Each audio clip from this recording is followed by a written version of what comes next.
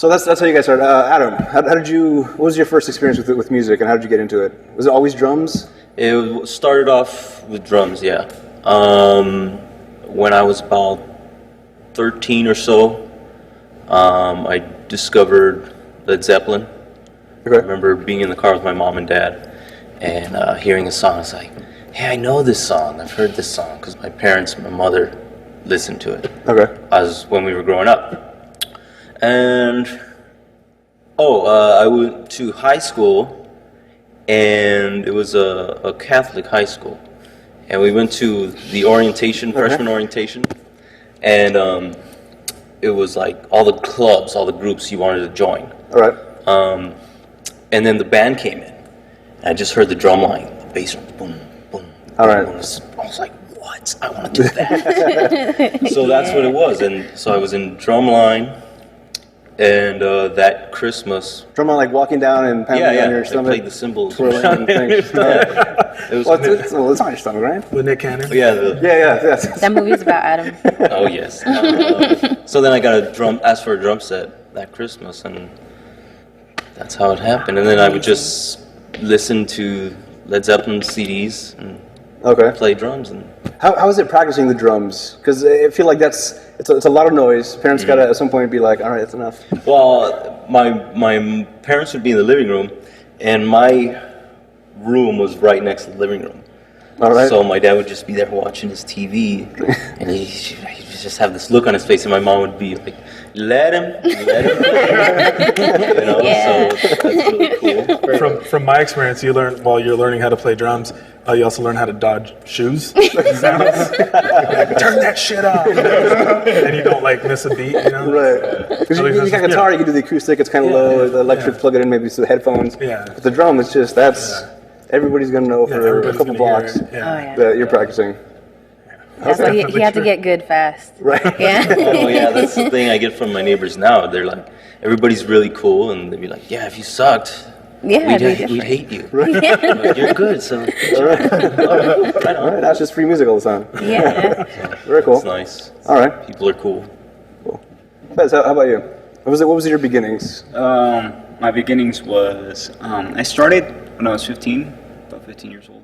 Okay. The year before, I went to a really cool trip to Washington, D.C.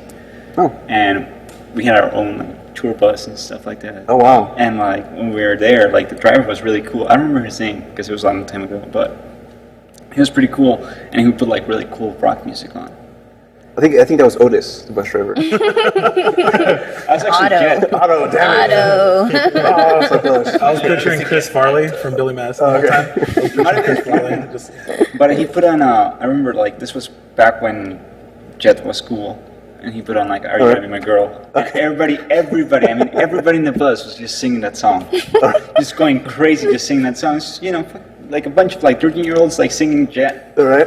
In a bus. We had fucking times of our lives. I was just like, you know what, I want to do it. So a year later, I told my mom, I want to pick up an instrument. She's like, okay, cool. Off the drums, please. I tried before, it didn't work out too well. No, okay. I was like, I want to play bass. That was the first thing I went for. I was like, I want to play bass because, I thought guitar was too hard. All right. She's like, no, you're going to learn how to play guitar. I'm like, okay. So I ended up picking up the guitar. And at first, I was learning how to play punk because, it's just 3-chord progression, very easy. Right. And then it just got to a point after maybe 5-6 months. I'm like, is this all there's to it? Right? And then one of my friends was like, have you listened to Led Zeppelin? Same story as When he first came to the first practice, it was like, he knew Led Zeppelin, and we played a couple songs. I was like, all right, this guy's great. I love this guy. I remember that. He's like, okay, Mr. Led Zeppelin. Oh yeah. And it was pretty awesome. And then listening to Jimmy Page, that was it. I listened to that. I'm like, I wish I could play like this guy. Okay. And after that, it was just Led Zeppelin and Jimi Hendrix. And you get different types of music, and that's basically what it built up to. Today. Very cool. Another weird guitar-based question. The Doctor just started playing the guitar in the season premiere of Doctor Who. You catch that? I'm kind of I'm trying because I can't watch it. I can't watch it with my girlfriend because she'll get on my I case see. about it. That's the first thing. He pulls up the car and it says it's got with my other car's a TARDIS on your license plate. And then it pulls up the belt. You got the doctor belt on. I'm like, all right. I'm a huge fan. No, don't get me wrong. I like that show. I like a lot of the things that BBC does. Okay. Yeah. But no, I haven't been able to catch up because I have to watch it with her. I And see. she gets on my case if I watch All right, well, it. there's some guitar playing going on in there. So spoiler alert. Yeah, there we go.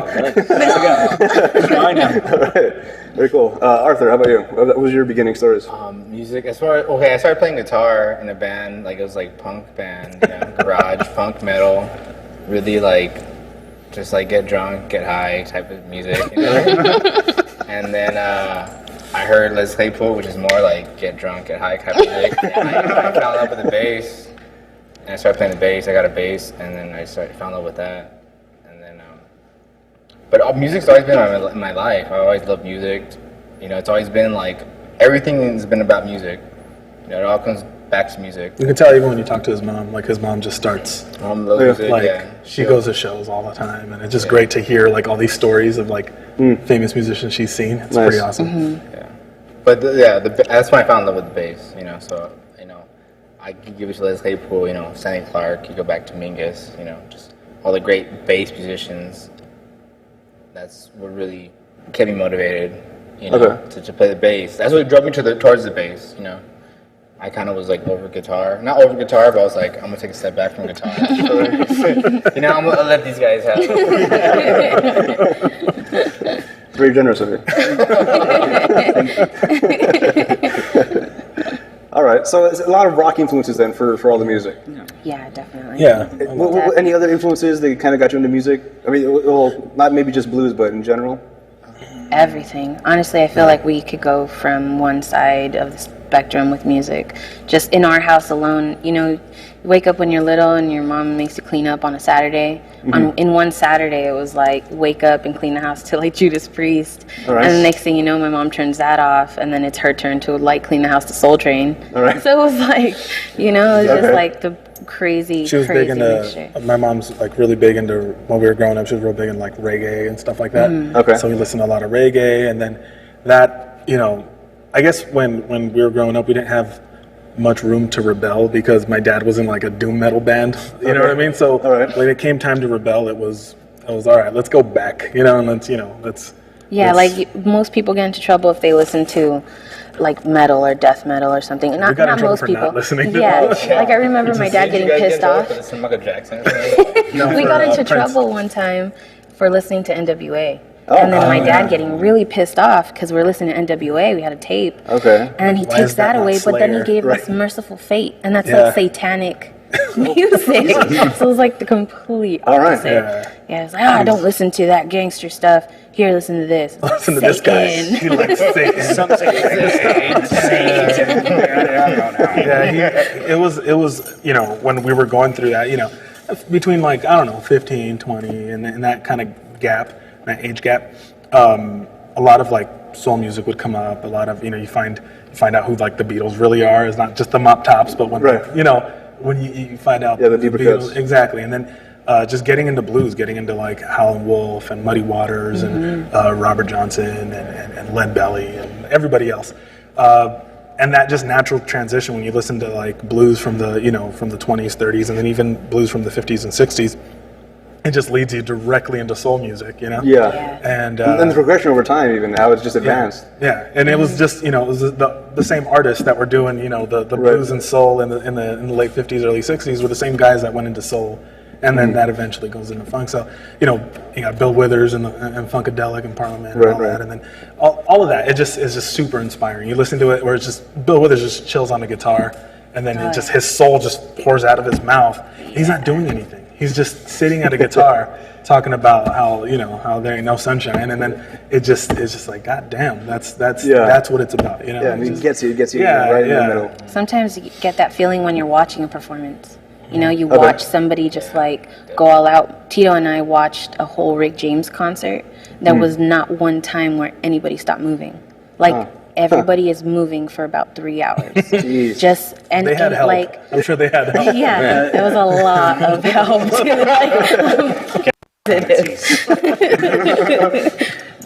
But stuff like that, when you watch a performance and you're just like, yeah, you feed off of that. I've been watching a lot of Tina Turner videos like back in the day, and it's just she had to be like definitely some kind of battery on her. It's like one of the best things in my life. Yeah. Like, if it wasn't for music, like I said, I would not be alive. Like, live music too, it makes me feel different. It's something. It brings out something inside you that is like raw and pure and authentic, and you can connect with it, and you can be yourself. And it's if they're purity. If they're not like known acts either, you go to a bar, like some shithole bar, and then you say shithole. You say we don't have like that. It was a fucking dump, all right?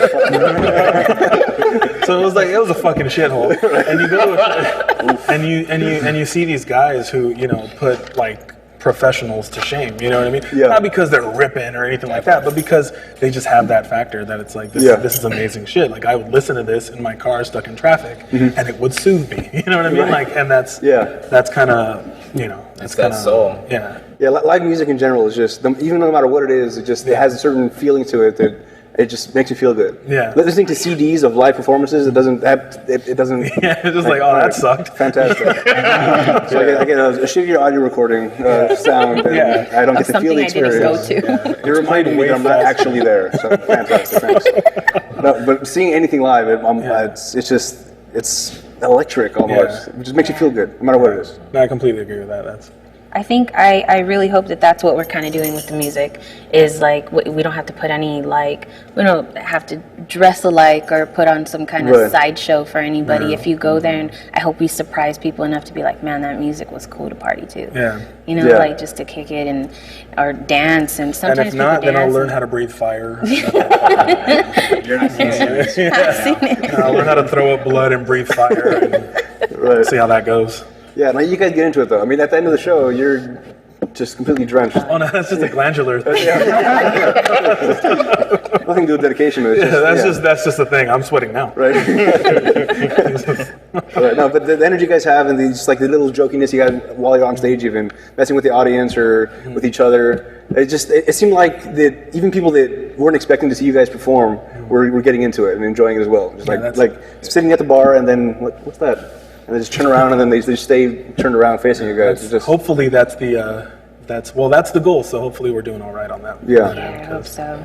Yeah, there was a couple regulars at a couple bars that look a little pissed off when we bring over a rowdy crowd, I'm not saying our crowd is rowdy, but we're loud. Yeah. So we go over, and sometimes there's regulars at the bar like, man, these freaking kids over here messing up my spot. And then when you see them dancing to like your second to last song, you're like, all right, cool. Yeah, gotcha. I got you.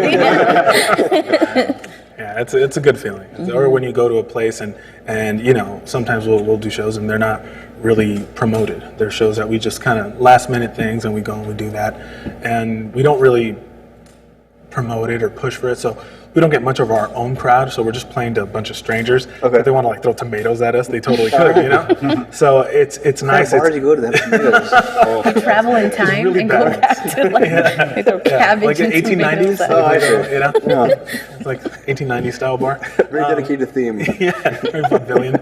But yeah, when that's really validating. Like as a musician or whatever the fuck it is. That's really validating when it's just a room full of strangers and you win them over and they're dancing and they're partying and they're asking you for contact information because they want to hook you up with more shows and things like that. That's great. I mean, the way I met this guy was through a guy who saw us at a show, and then he asked to record us, and we were like, yeah, he was a student at the time, so he asked to record us.